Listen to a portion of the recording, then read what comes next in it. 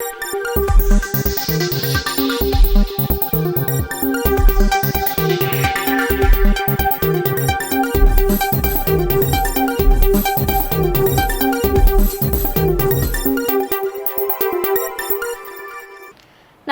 നിളയോര വിശേഷങ്ങളിലേക്ക് സ്വാഗതം. കടവല്ലൂർ കുറ്റിപ്പുറം പാതയിൽ എടപ്പാളിൽ ഹൈവേ പോലീസ് സുരക്ഷാ ബോധവൽക്കരണ ക്യാമ്പയിൻ നടത്തി. ജനങ്ങൾക്കിടയിൽ ട്രാഫിക് സുരക്ഷാ ബോധം വളർത്തുന്നതിനും അപകടങ്ങൾ കുറയ്ക്കുന്നതിനുമായാണ് ബോധവൽക്കരണവുമായി പോലീസ് രംഗത്തെത്തിയത്. മഴക്കാലത്ത് വാഹനങ്ങളുടെ ഹെൽമറ്റ്, ഇൻഡിക്കേറ്റർ എന്നിവ പ്രവർത്തിക്കുന്നതും ലൈസൻസ്, ഇൻഷുറൻസ്, പുക ടെസ്റ്റ്, ഹെൽമറ്റ് എന്നിവ ശരിയായ രീതിയിൽ കൈവശമുള്ളവർക്ക് പോലീസ് മിഠായികൾ നൽകി. അമിത വേഗത, ഇരുചക്ര വാഹനത്തിൽ കൂടുതൽ പേരുമായി പാതയിലൂടെ പോകുന്ന യാത്രികർക്ക് സുരക്ഷാ നിർദ്ദേശങ്ങൾ നൽകി. ലൈറ്റുകൾ പ്രവർത്തിച്ചില്ലെങ്കിൽ ഉണ്ടാകുന്ന അപകട സാധ്യതകളെക്കുറിച്ചും പോലീസ് ബോധവൽക്കരണം നടത്തി. Edappal Heran college of optometry and health സയൻസിലെ ഡോക്ടർ ബെർലി, ആയിഷ അഫ്സാൻ, വിദ്യാർത്ഥികളായ സഫ, ഹുദ, റിൻഷിത തുടങ്ങിയവരും ബോധവൽക്കരണത്തിൽ പങ്കാളികളായി. Highway police sub inspector Naseer Thururkad, ASI Rasheed Parakkal, CPOമാരായ MJ പ്രവീൺ കുമാർ, SR സുധീഷ് എന്നിവർ പരിശോധനയ്ക്ക് നേതൃത്വം നൽകി. തുടർ ദിവസങ്ങളിൽ കൂടുതൽ സ്ഥലങ്ങളിൽ പരിശോധന തുടരുമെന്ന് പോലീസ് അറിയിച്ചു. വരവൂർ ഹയർ സെക്കൻഡറി സ്കൂളിൽ വിദ്യാർത്ഥിക്ക് വൈദ്യുതാഘാതമേറ്റ് പരിക്കേറ്റ സംഭവത്തിൽ BJP വരവൂർ പഞ്ചായത്ത് കമ്മിറ്റിയുടെ നേതൃത്വത്തിൽ സ്കൂളിലേക്ക് പ്രതിഷേധ മാർച്ച് നടത്തി.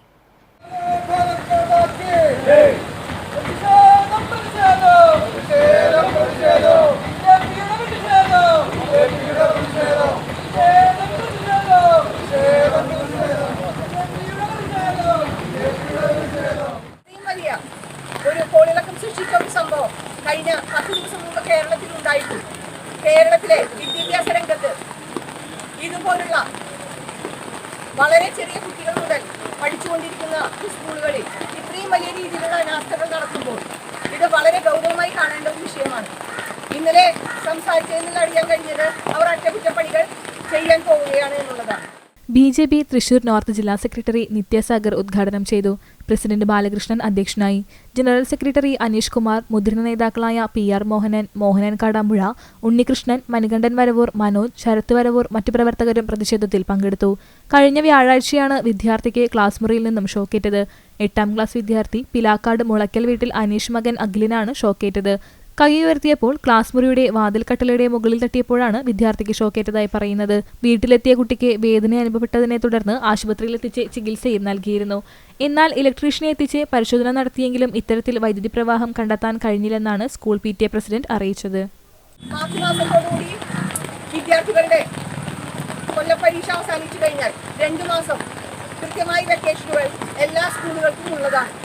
ഈ കാലഘട്ടത്തിലാണ് സ്കൂളുകളുടെ എന്തെങ്കിലും അറ്റകുറ്റപ്പണികളോ അല്ലെങ്കിൽ റിനോവേഷൻ വർക്കുകളോ ഒക്കെ എല്ലാ സ്കൂളുകളും ചെയ്യാറുള്ളത്. പക്ഷേ അതിനൊക്കെ കുറ്റകരമായ അനാസ്ഥയാണ് സ്കൂളുകളുടെ ഭാഗത്തു നിന്നും ഉണ്ടായിക്കൊണ്ടിരിക്കുന്നത്. അതുപോലെയുള്ള ഒരു അനാസ്ഥ സംഭവിച്ചതിന്റെ അടിസ്ഥാനത്തിലാണ്. പക്ഷേ ഭാഗ്യമെന്ന് പറയട്ടെ, നമ്മുടെ ആ വിദ്യാർത്ഥിക്ക് ജീവൻ നഷ്ടപ്പെടുകയോ മറ്റു ഗുരുതരമായ രീതിയിലുള്ള ജീവൻ അപകടത്തിലാക്കുന്ന തരത്തിലുള്ള ഒരു പരിക്കേൽക്കുകയോ ചെയ്തിട്ടില്ല.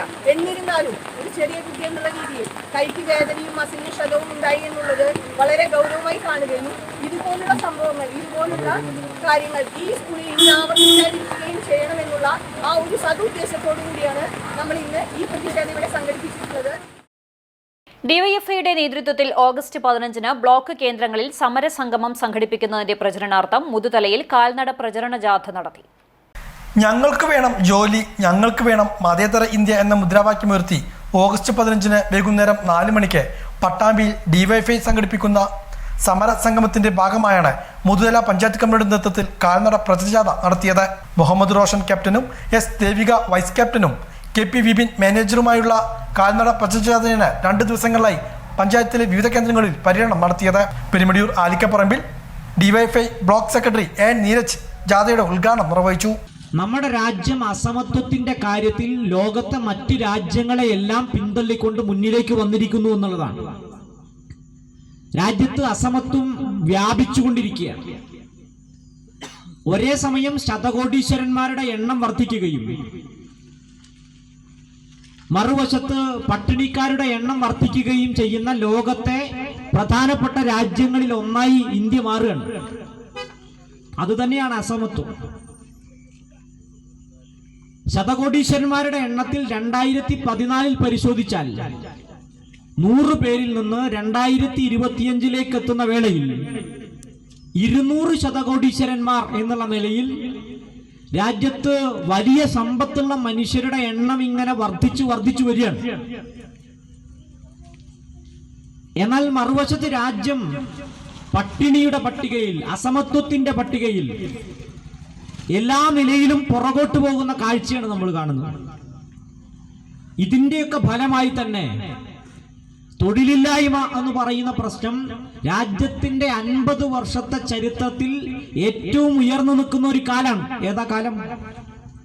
ഈ കാലമാണ് ഒരു വർഷം 2 കോടി തൊഴിലവസരങ്ങൾ രാജ്യത്തെ യുവജനങ്ങൾക്ക് നൽകും എന്ന വാഗ്ദാനം നൽകി യുവജനങ്ങളെ ആകെ വഞ്ചിച്ച് ഈ രാജ്യത്തെ പൊതുമേഖലാ സ്ഥാപനങ്ങൾ അടക്കം സ്വകാര്യവൽക്കരിച്ച് ഈ രാജ്യത്ത് കേന്ദ്ര ഗവൺമെന്റിന്റെ കീഴിൽ സുരക്ഷിതമായി നൽകാൻ സാധ്യതയുള്ള തൊഴിലുകളെ എല്ലാം ഇല്ലാതാക്കി.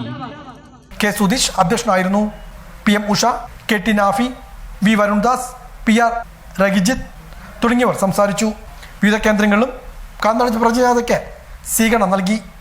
വയലി മഴോത്സവം 2025 വിളംബര ആഘോഷങ്ങളുടെ ഭാഗമായി പാട്ടുത്സവം നടന്നു. വെടികൊണ്ട പക്ഷിയൊന്നെവിടെയോ പതറുന്ന ചിറകൊച്ച ഇഴയുന്നു വിണ്ണിൽ. ഭ്രാന്തുൻ കഴിഞ്ഞ ശ്രുതിയും തീർന്ന് ഗായകർ നാണയം വാങ്ങി പിരിഞ്ഞു പോയി. ഭ്രാന്തുൻ കഴിഞ്ഞ ശ്രുതിയും തീർന്ന് ഗായകർ നാണയം വാങ്ങി പിരിഞ്ഞു പോയി. ആറങ്ങോട്ടുകര വയലരങ്ങിൽ നടന്ന പാട്ടുത്സവത്തിന്റെ ഉദ്ഘാടനം Thalappilly taluk library council president C Unnikrishnan നിർവഹിച്ചു. വയലി ഡയറക്ടർ വിനോദ് അധ്യക്ഷത വഹിച്ചു. പ്രദീപ് വയലിയുടെ നേതൃത്വത്തിൽ മഴ പ്രമേയമായ കവിതകൾ, നാടൻ പാട്ടുകൾ എന്നിവയും ദീപ്തി വിനോദിന്റെ നേതൃത്വത്തിൽ ശാസ്ത്രീയ ഗാനങ്ങളിലെ മഴരാഗങ്ങൾ, സിനിമാ ഗാനങ്ങളുടെ അവതരണം എന്നിവയും മലയാള സാഹിത്യരചനകളിൽ കാലവർഷത്തിന്റെ പ്രസക്തി എന്ന വിഷയത്തിൽ പ്രാദേശിക എഴുത്തുകാരുടെ സംഗമവും നടന്നു. കൂടാതെ അന്യം നിന്ന് പോയിക്കൊണ്ടിരിക്കുന്ന വള്ളുവനാടിന്റെ തനത് കലയായ കുടച്ചോഴി എന്ന കലാരൂപവും അരങ്ങേറി.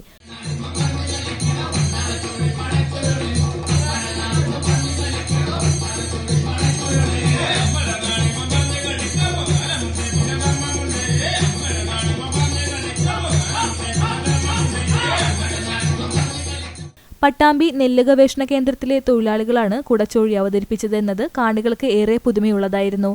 ഓഗസ്റ്റ് 9, 10 ദിവസങ്ങളിൽ നടക്കുന്ന മഴോത്സവം കലാമണ്ഡലത്തിന്റെ കൂത്തമ്പലത്തിൽ വിവിധ കലാപരിപാടികളുടെ സമാപനം കുറിക്കും. കഴിഞ്ഞ 2 മാസമായി ഒന്നിടവിട്ട ഞായറാഴ്ചകളിൽ ആറങ്ങോട്ടുകര വയലരങ്ങിൽ മഴോത്സവം വിളംബരങ്ങൾ നടന്നുവരികയായിരുന്നു. പ്രാദേശിക എഴുത്തുകാരുടെ സംഗമത്തിൽ V ഗിരീഷ്, ജയപ്രകാശ് വരവൂർ, ചിത്രലേഖ ടീച്ചർ തളി എന്നിവർ പങ്കെടുത്തു. മഴോത്സവം 2025 കോർഡിനേറ്റർ M ഭാഗ്യനാഥ്, കുട്ടൻ ആറങ്ങോട്, മനോ വയലി, സുദീപ് വയലി, വിശ്വനാഥ് വരവൂർ എന്നിവർ മഴോത്സവം വിളംബരങ്ങൾക്ക് നേതൃത്വം നൽകി.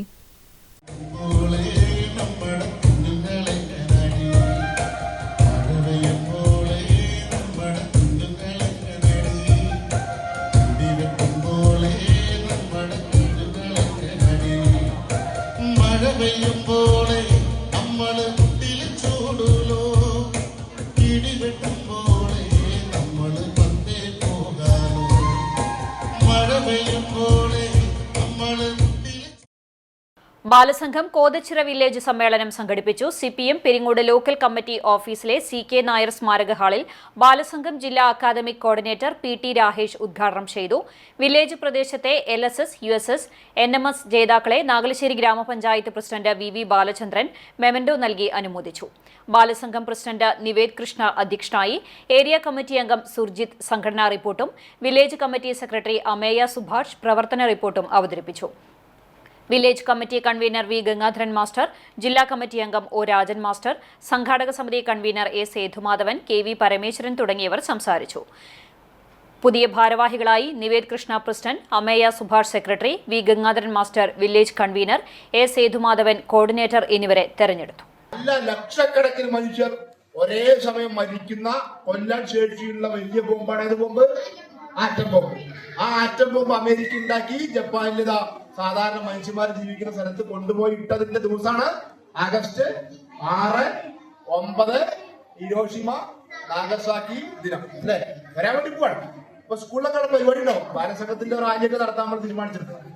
അപ്പോ ഞാൻ ചോദിക്കുന്നത്, അനുഭവം വിട്ടാൽ ആൾക്കാർ ഇതേപോലെ ഒറ്റയടിക്ക് മരിച്ചു പോകും അല്ലെ, ആൾക്കാരെ ഒന്നിച്ച് കൊല്ലാൻ പറ്റും.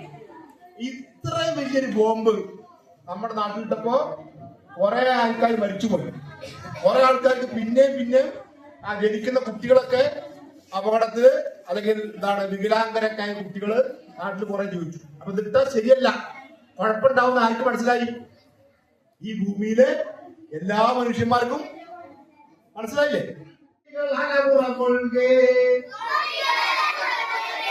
കോടികൾ കൊണ്ട് ഈ ബോംബുണ്ടാക്കാൻ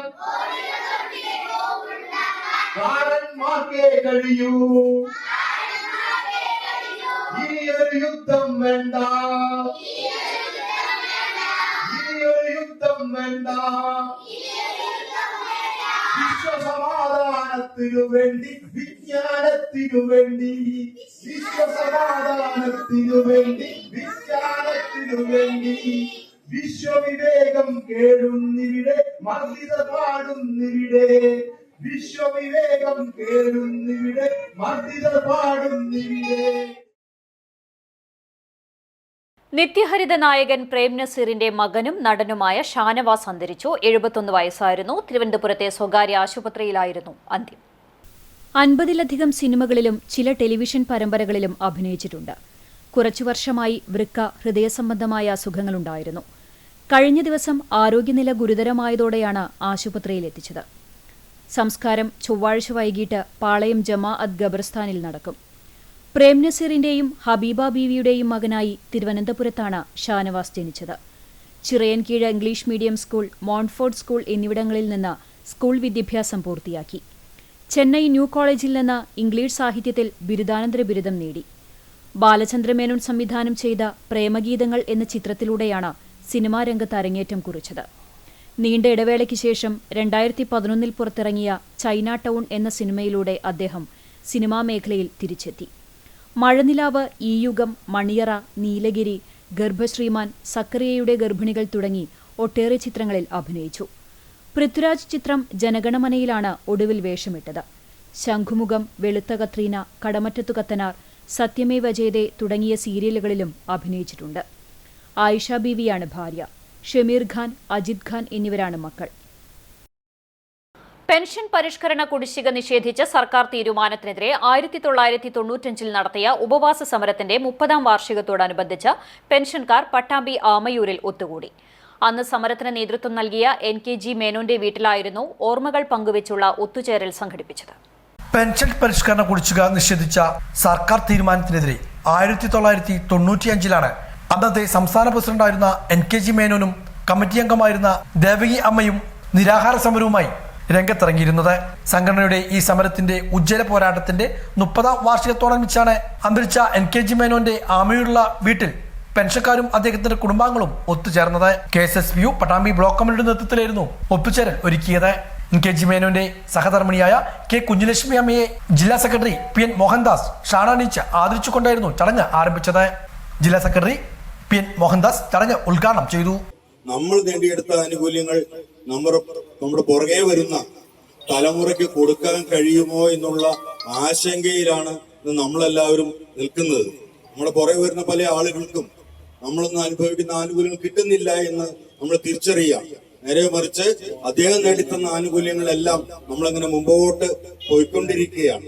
അദ്ദേഹം തെളിച്ച പാതയിലൂടെയാണ് നമ്മളെല്ലാവരും മുന്നോട്ട് പോയിക്കൊണ്ടിരിക്കുന്നത്.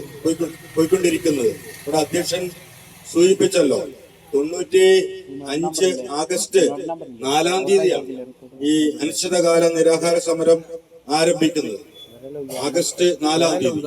അപ്പോ ഇവിടുന്ന് 3-ാം തീയതിയാണ് NKG മേനോൻ തിരുവനന്തപുരത്തേക്ക് പോകുന്നത്. ഇവിടെ അദ്ദേഹത്തിന്റെ വീട്ടിലുള്ള ആള് പറഞ്ഞത്, ഇവിടുന്ന് പോകുമ്പോൾ തിരുവനന്തപുരത്ത് പോവുകയാണെന്ന് മാത്രമേ പറഞ്ഞിട്ടുള്ളൂ. ഒരു അനിശ്ചിതകാല നിരാഹാരത്തിൽ പങ്കെടുക്കാനാണ് പോകുന്നതെന്ന് പറഞ്ഞിട്ടില്ല. വീട്ടിലുള്ളവര് സമാധാനത്തോടെ ഇരിക്കണം എന്നുള്ള ആഗ്രഹം കൊണ്ടായിരിക്കുമല്ലോ അങ്ങനെ പറഞ്ഞിട്ടുണ്ടാവുക. അങ്ങനെ അദ്ദേഹം ഇവിടുന്ന് യാത്ര പുറപ്പെട്ട് തിരുവനന്തപുരത്തെത്തി പിറ്റേ ദിവസം മുതൽ അനിശ്ചിതകാല നിരാഹാര സമരം ആരംഭിക്കുകയാണ്. M രാജേന്ദ്രൻ അധ്യക്ഷനായിരുന്നു. AS Vijayan, TP Kailasanathan, MK Karunakara Menon, MK Balachandran, KM Unnikrishnan, KR Mohandas, M Ramachandran, P Sudhakaran, AP Muraleedharan, MK Radha, K Moideen, M Achuthan, K Parameswaran, E പ്രേമ, P ഉഷാദേവി തുടങ്ങിയവരും പങ്കെടുത്ത് സംസാരിച്ചു. All Kerala licensed wiremen supervisor and contractors association Pattambi taluk general body യോഗം ചേർന്നു. ജില്ലാ വൈസ് പ്രസിഡന്റ് PV സാജൻ ഉദ്ഘാടനം നിർവഹിച്ചു. All Kerala licensed wireman supervisors and contractors അസോസിയേഷന്റെ Pattambi taluk general body യോഗമാണ് പട്ടാമ്പി GMLP സ്കൂൾ വെച്ച് നടത്തിയത്.